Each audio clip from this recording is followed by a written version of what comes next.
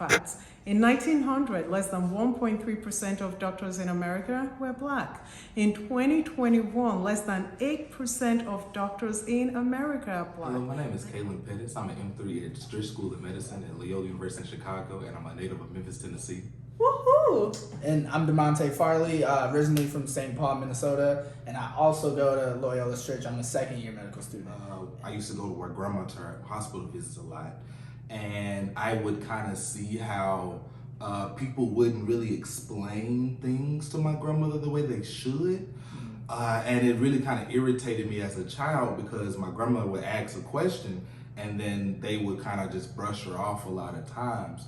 And so it kind of made me really want to incorporate this teaching aspect into physicians, because as a physician, you are a part teacher. So you have to make sure that you explain why are we doing the same things that we're doing. And I think that once we kind of accomplish that a little bit better, I think we will end up having better outcomes. But Monte, how's your journey? I mean, I'm kind of the same way in the fact that, like, I definitely didn't think I was gonna do medicine at all. To the point, like, when I was going to college, like, the only thing, as cliche as it sounded, because I got a track scholarship to go to college. I went to the University of North Carolina and ran track there. Well, first I went to North Dakota, then transferred to North Carolina. But in my head, I was like, I just want to do something big in sports. I want to go to the Olympics. So, you know, so, like, I was just thinking that. And I remember even back then, one of my cousins, one of my oldest male cousins, he was like, why don't you go and be a doctor if you're going to go and study? And I'm like, a doctor? Like, why would I? Like, I actually, like, shrugged it off. I was like, why would I? I've never even thought of it. I see too many people that look like you in North Dakota. It was, What's that? it was weird. I mean, you know, things like explaining to my teammates why I had to put on lotion all the time. But, you know, I would go into class brushing my hair. Why are you brushing your hair? You don't have hair. Like, I'm trying to get waves. Like, you know, like, there was just little things, like, I'm like, I don't know. And so, You know, like, I wanted to kind of make sure that he felt at home, you know what I mean? Because a lot of times when you don't have people that look like you just don't feel like, you know, that's a place that you belong. Yeah. And so I was just kind of just sitting and talking to them my whole life, because I don't know a life without being black. It's about community, you know, a lot of times, you know. And it's especially imperative that we understood what it's meant to have community. That we all live here, we all work here, so we need to make sure that we have our community, like, make sure our community is okay. Yeah. And so it was just having that community mindedness that really was reinforced in me in high school, because it was the first time that I really felt that I was part of a community. Like, this is somewhere where I actually belong. You know, tell me a little bit about that. I mean, for me, I know coming in, that was definitely something I was, like, a little bit like wary of. Yes. Like, I didn't know. I was even looking up stuff like, am I gonna have to cut my hair? Like, you know, before I even try to apply to medical school, because I basically had an idea that they're gonna use any sort of thing they can against you to, like, hold you out of, you know, the institution. And so, but at that point, I think I was just confident in the fact that I had done the work up at that point. Like, I knew I was a good candidate, and I was like, if they let something like my hair keep me out of there, like, that's obviously not somewhere where I need to be anyways. Exactly. You know, so I've always liked long hair. Yes. But, you know, long hair is always, you have to get into a lot of different respectability politics. Yeah. And honestly, I wasn't brave enough, as D'Monte was going into medical school, to do this. I realized that this was something I really wanted, and kind of like what D'Monte was saying, is that if this was going to prevent me from being in a space, then that's a space that I don't want to be. And then two, I really enjoy the fact, because when you wear your hair like this, I'm humanizing other people who are not been humanized before. And that's just really the truth. You know what I mean? Or there's people that'll even be afraid, like, that look like us, that'll be afraid to go into a healthcare institution because they're like, well, I don't see anybody that look like me, or, you know, why would I even want to step in? I don't trust them.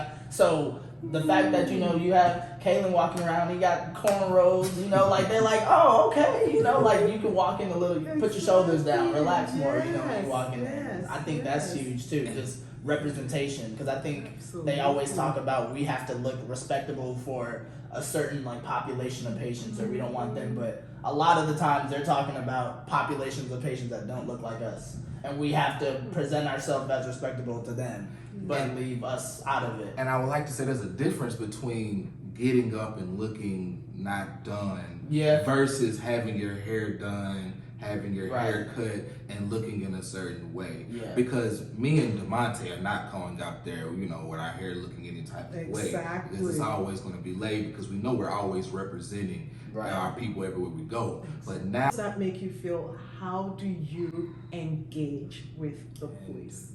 my mother's already talked about, when I was young, already talked about how you're supposed to engage the police because you're African American. And that means something when they see your black skin. Right. So you have to, you move a little bit differently because you know that you fit the description. And You got the same mom? Probably so. And so it's like, so you know that, and it's almost something that's just taught because if you're not taught that lesson, you can end up engaging in the wrong way, and that can cost you. It can cost you a life. It can cost you a felony. It can cost you so many different things that can dictate your life. So when black people's how they're gonna initially see us, because they don't know who Caylon is. No one's gonna think that I like puppies. And that's just the thing about it. That is honestly, no one, and that's the thing about it. No one automatically looks at me and be like, that guy likes to smell flowers. No one does. But it's the truth, because people think that, and so, even though it's not the way we live our lives, we have to live our lives around a narrative that we've never even written about ourselves. Yeah. And that's one of the scariest things and the weird things, even about being It's things like that, like you said, like my mom has the same conversations with me like all the time. Like, if you get stopped, please don't do anything stupid. Please just have your hands on your steering wheel. Please, don't say anything crazy. But you can just feel like the tension in the air. And I know it's like he said, like we have to, like I walk in the room and I feel like I have to present myself in a way, or basically like prove that I'm something that I'm not, that you think I am. Like I have to let you know, like I'm an intellectual being. Like I'm not ghetto, or I'm not, I'm not uncultured or uneducated. Like, and it's only then when you can kind of see, like sometimes you can even see it in people. Like if they're not good at showing it, like the light bulb go off in their eye, and they're like, oh, he's smart. Like, or you tell somebody, oh yeah, I'm at medical school, and they're like, oh, so that's just a weird thing that you just kind of learn how to you get desensitized to it, because that's what people think. And that's the thing about it. It's like the desensitization of stuff, because when people want you to react to things that you've been experiencing your whole life, and they want you to react like it's something new, it's kind of hard for me, because it's like, I don't expect, I don't expect the opposite to occur, you know what I mean? Yeah. Like, I understand that, the moment I show anger, that's going to be considered aggression. Oh, yeah. Oh. And that's in any type of situation. Yeah. Like, I understand it. Like, I can't be upset about anything, because the moment I get upset is the moment people start getting afraid. Yeah. So I have to learn how to smile and do all these other different things in order to make my navigation easier. Yeah. I'm not ghetto, or I'm not ratchet, but I'm from Memphis. And that's a whole culture in itself. I tell you, I have a lot of stories. I'm very energetic when I tell you my stories. I say "man" a lot. Like, it's just, it's a lot of different things, and I don't really talk like the way I'm talking right now. I don't talk in this way especially when I'm talking to people where I'm from. I say, because that's that cultural cognizance. And so because of that, I have to learn how to switch. And you hear this term code switching, because I can't just talk about the way that I talk to the way I want to talk to D'Monte all the time, where in different situations, for example. But that's the thing, like when people say like black people, especially once you get to a level like this, it's like we basically know multiple languages almost, because we have to learn how to, we have to go in this room and we have to talk like this and very proper, and maybe space out our words more and kind of enunciate. But then we can be around our friends and, actually let ourselves, and I think people... Let those guards down. Yeah, and sometimes people might say, well, doesn't everybody do that? But I think it's a little bit different. It's for a black different people. language, like you said. Everyone has different ways they act around people. Yeah, and that's... But you don't change the way that you speak. Yeah. You don't change the way that you actually act, like how you act, how you interact. Like, for example, when I interact with people that I don't really know, my voice automatically lightens, because I want to make myself less threatening to you as possible. And it's so funny because I realized I was doing it without realizing that I was doing it. It's the truth, like, because if you don't see something, you can't be something. Yeah. You know, like if you don't know how to, because there's a lot of steps to this. Like you just don't wake up and apply to medical school. So like my first thing, and Percent of doctors are black. Why do you think that is? and actually what I'm trying to say goes into that. Yes. Oh, yeah. There's a lot of barriers to medicine. Yeah. Number one.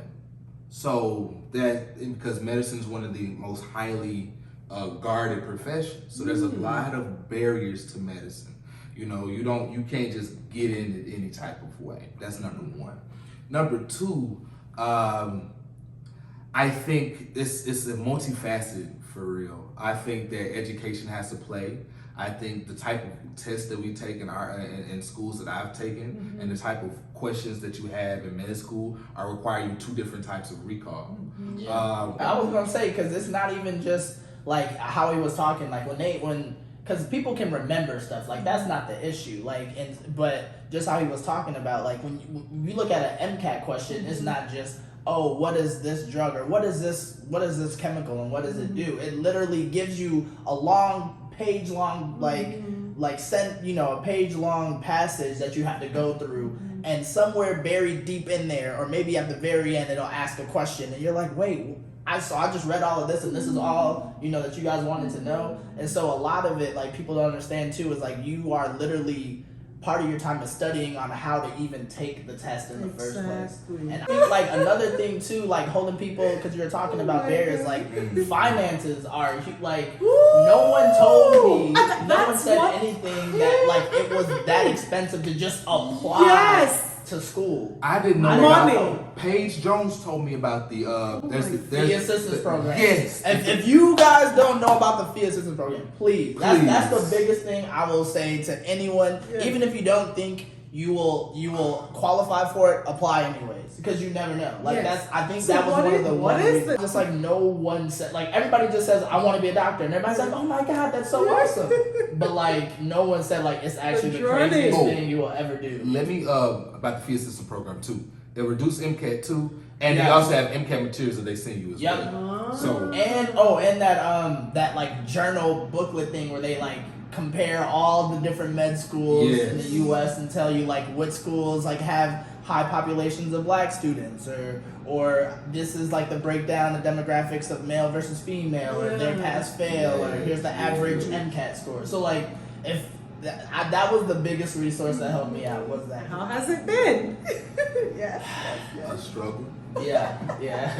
Let's keep it real. Come on, guys. I mean, it is hard. I'm gonna say. Who wants it? Because hey, you can go, Monte. I clean it up, bro. I'm gonna say it is hard. I think the hardest part about it, and it's not like the material is just like the hardest thing ever, because if you've been doing those science classes in undergrad, you're gonna be seeing a lot of that stuff. But kind of what Caylon was alluding to earlier, they do it at such more of a depth now that it's just like, you didn't know that you needed to know this much about this enzyme in the body. And then on top of that, like in college, undergrad, you'll go every other day to class, it's every single day. And it's like, it just doesn't stop. Yeah. So that's like people say for medical school, it's like trying to drink out of a fire hose, basically. Like it's impossible to get all of that, that water, that information into your brain. So you just try to get what sticks and then hope that they ask that question on the test. And then two, for me, first pass is scary. So if what's first pass? Because people might not know what first pass means. So that means that I didn't take anatomy. I didn't take physio. Before you got to that? No. I didn't. So this was my first pass at the subject. You also need like black physicians to support you. Yes. Because that's a whole, because like it's different. And it is. And people like, it's different because we have a different cultural experience when we come to it, and it's just true. different when you're doing medicine and you don't have the resources for it. Yeah. When when your friend has to give you money so you can pay for UWorld because you don't Right. afford UWorld right now, Right. and you actually living off of the money that they give you in school, that they budget, So they you say that can't, you're you supposed can't to take a live spring off break of. trip to go to Exactly. Maui or go here because no, I need. Frankly, I'm actually sending money back home. Like with the money that I'm supposed to be using for, like he's right. Like there's people that will understand the struggle and then people that won't. So it's like. But you have to said know something, that right now, and then too, it is do or die. Yeah. This is how I eat. I go to school and this is how I eat. And I'm just being honest. This is how I eat. I pay for my clothes, my rent. So if I don't continue to go to school, that money dries up. Yep. That money dries up. That means that I have to go find some way in order to live. Yeah. So it's a difference because it's a different level of pressure. Right. When, one point is a difference between you eating and not eating. Yeah. You know what I mean? Exactly. People don't grasp that because they don't know what it's like to truly have your back against the wall and just be closing your eyes and fighting. Right. Because that's really what med school is. Especially in my experience, it's really you just fight. And you wake up the next day and you fight. And you go back to sleep and you wake up the next day and you fight. And I'm really grateful for my upbringing because they lecture went too far. Like there's some students like that'll be the worst thing that could have happened to them ever. Oh my gosh, we got an extra lecture this week, and like in my mind, I'm like, I've been through harder. Like I've been through times when we literally didn't have money, like food shelves, like you know what I'm saying, like he said, resilience. Like we've been through so much that it's like when we get to this point, it's like this is just another obstacle. Exactly. And I don't know if that's necessarily the best thing that we've already gone through all of that that makes us like that desensitized or that able to take it on. But at the same time, it makes sure like we're stable. Like we get to that point where we're like, no, we can handle this. We've been through tougher. We can handle this. We've been through tougher. So because you have all the regular relationship problems. Right, That's number one. But then I don't have time. Yeah. And so and for any relationship to work, you have to put in work. You're right. You have to put in work every day. In the words of Bobby Womack, a woman gotta have it. And so she gotta know that she's needed around. That's the song. Like it's the truth. So you gotta put that work in every day. But when you have medical school and medical school's your girlfriend and your wife and your kids, it's hard for you to put that time in.